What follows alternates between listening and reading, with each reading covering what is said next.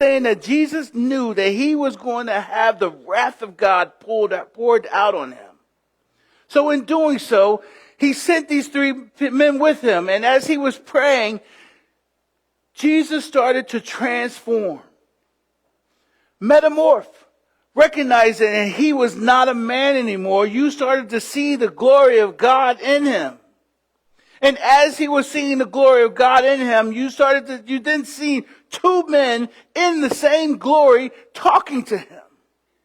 Do you know that when we get into that pressure, do we go to God and do we spend time there until we feel better about what's going on, rise up and then go? Or do we stay in that? I know I'd like to stay in that. Not because I want to, but it's my nature. I feel that when I get into that pressure point and things start to feel like it is pushing me down, I get negative. I start to feel negative. I start to act negative. I start to talk negative. That's who I am. And sometimes I need somebody to push me out of that area because I want to give up.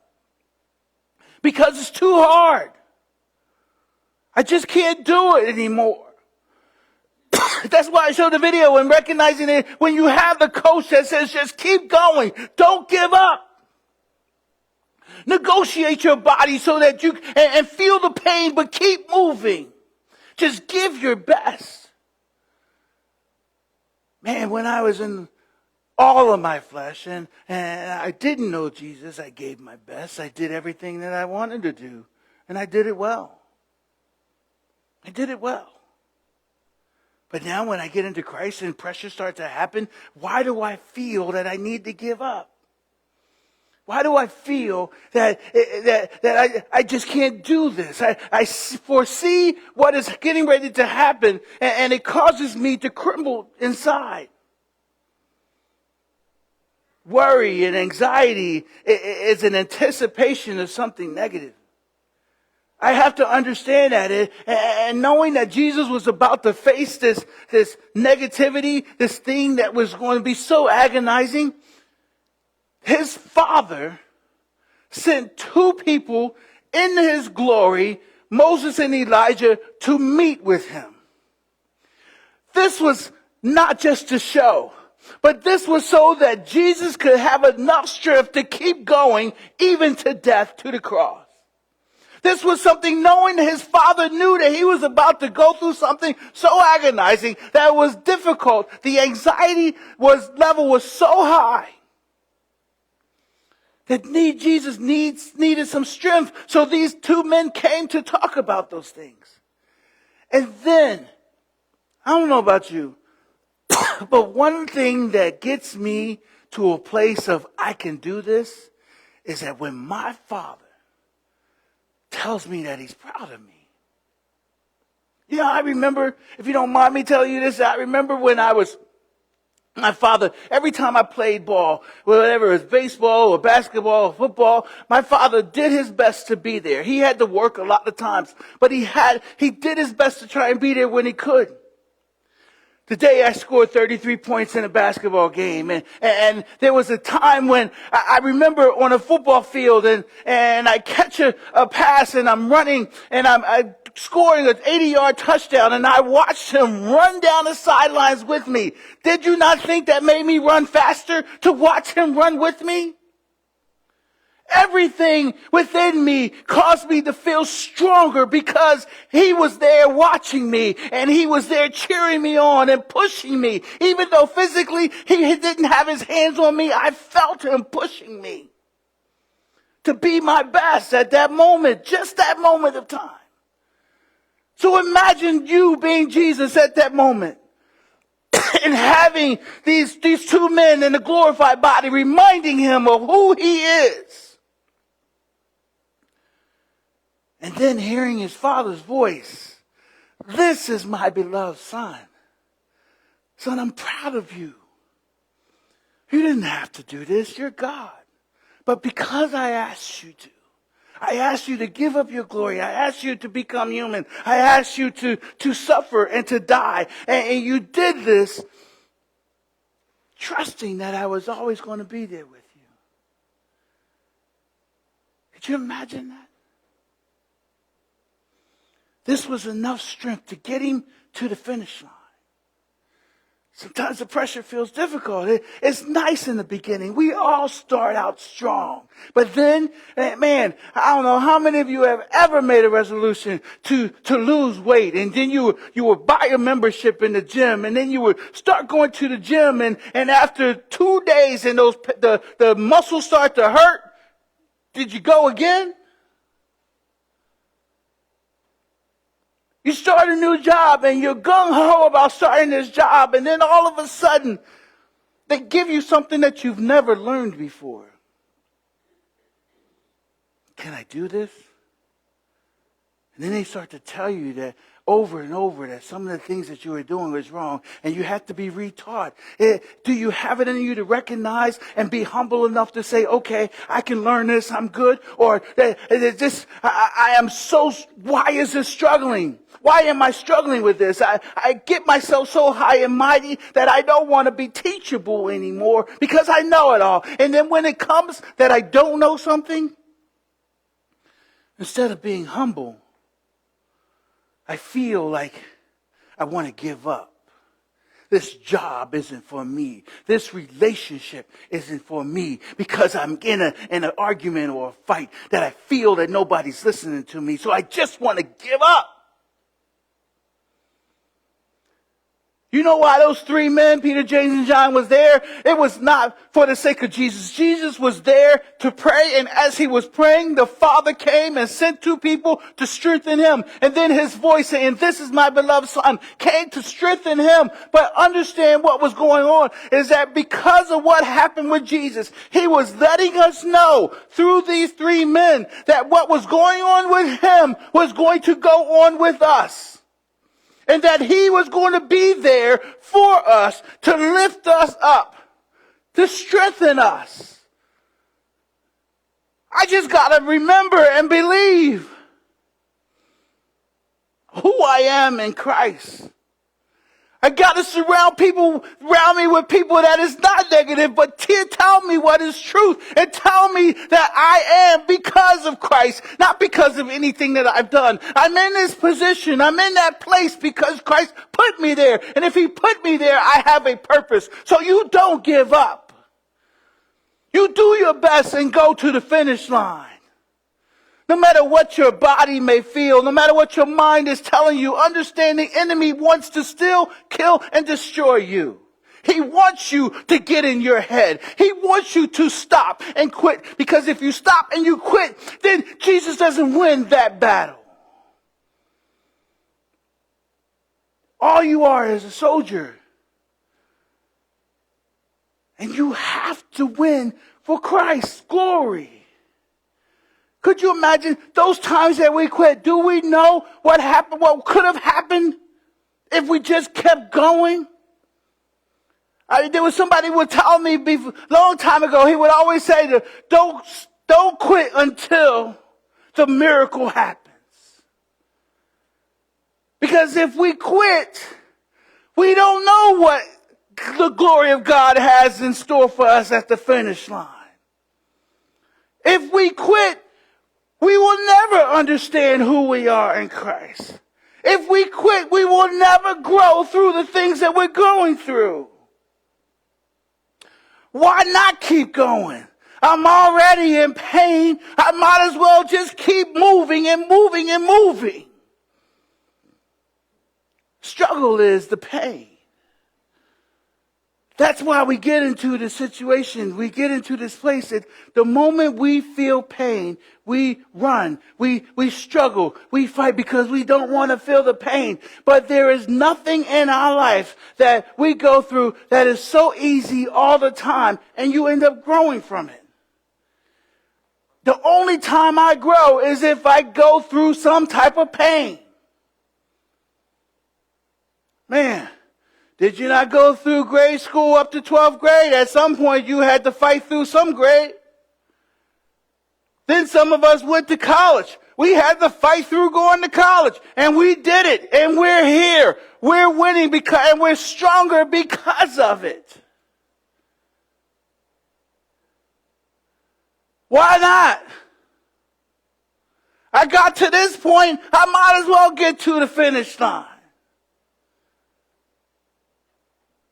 The only thing that we think that if we quit, it's over.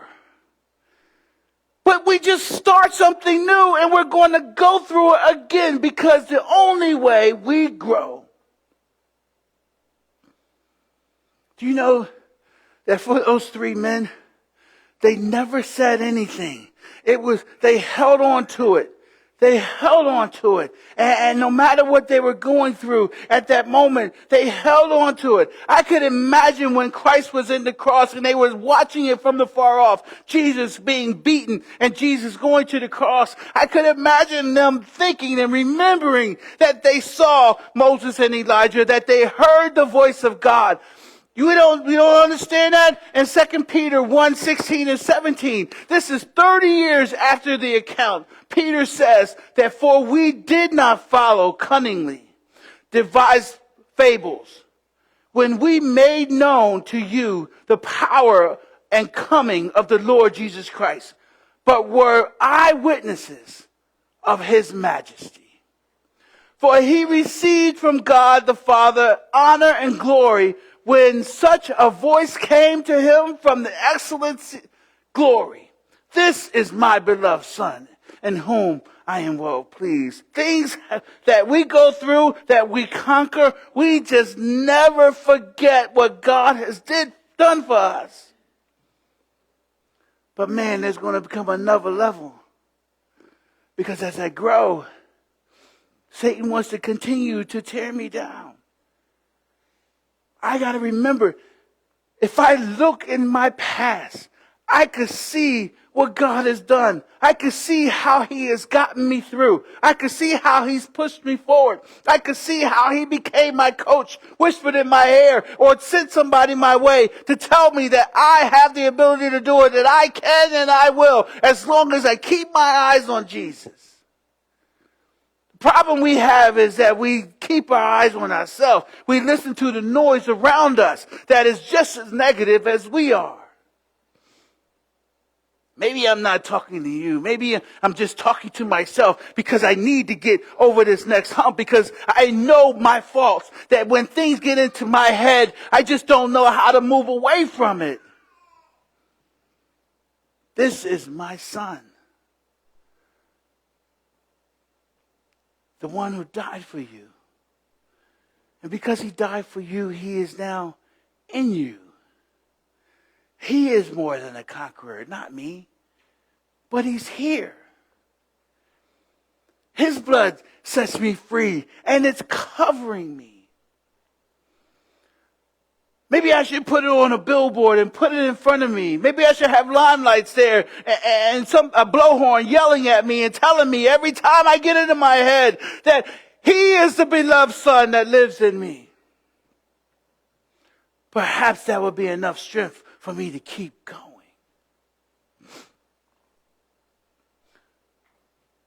John 9:22 and 23 says that, saying the Son of Man must suffer many things and be rejected by the elders and chief priests and scribes and be killed and be raised the third day.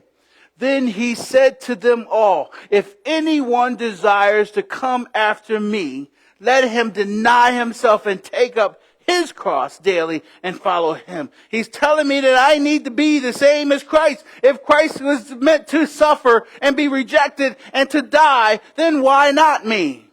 What makes me believe that I am bigger and better than Jesus? He says, if you desire to come after me and to follow me, then you need to take up your own cross. You are going to be rejected. You are going to be killed, but you will rise again. I need you to understand that the moment I gave my life to Christ, he became me, a part of me, and engulfed me. He transformed me. So I no longer have to listen to this flesh. So I need to tell my flesh every day that I am not yours. I am a child of God's. I have to do that. And when I get so stuck, I'm so thankful that I have somebody in my life that can pull me out of that. That can stop the negativity, that can stop the worry, anxiety, and build my strength again and show me and take me to that mountain and watch Jesus pray and see Moses and Elijah in their glory, to recognize and see how Jesus has been changed into his glory, and then to hear the voice of God calling upon him saying, "This is my beloved son." So when he's saying those words, he's now looking at me. This is my beloved son.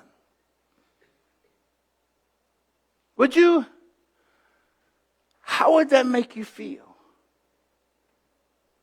To hear the voice of God looking down at you and saying, "This is my beloved child." Does it give you enough to just keep going? Does it give you enough to believe in this moment that you can and you will? Remember, my actions dictates my faith. If I don't believe that these benches that you're sitting on will hold me, I'm standing today. But if I believe that it's going to hold me, I'm not even thinking. I'm not even looking. I'm just plopping my tush on it. And even if it fails one time or another, you're going to walk in, you're going to find a seat, and you're just going to sit down without checking it. That's what faith is. Because you have enough evidence in your life that Jesus has been there for you and have carried you through. You have enough evidence that these chairs have been here for you and carried you through. You know, it's kind of like we have this notion that Jesus is so far off that you just can't touch him. It's nice to hear, it's nice to see, it's a feel-good message every now and then. You know, like the lightning, when you see lightning on the other side of the mountain, wow, this is awesome. You could do videos of it and take pictures of it, and this is amazing. Look at what I just saw, the clouds and the lightning and so on. But imagine a lightning strike not too far from you. It happened to me once, and I was in Texas, and boy, I jumped out of my shoes, literally.